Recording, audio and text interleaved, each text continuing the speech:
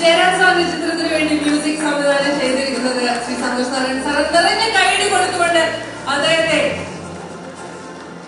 ശ്രീ രമേശ് നാരായണൻ സാറിന് ആസിഫ് അലി ഈ ഒരു പുരസ്കാരം നൽകിയിരിക്കുകയാണ്.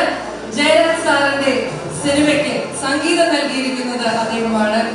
ഒരുപാട് പുരസ്കാരങ്ങൾ മലയാള സിനിമയിലേക്ക് കൊണ്ടുവന്നിട്ടുള്ള ശ്രീ രമേശ് നാരായണൻ.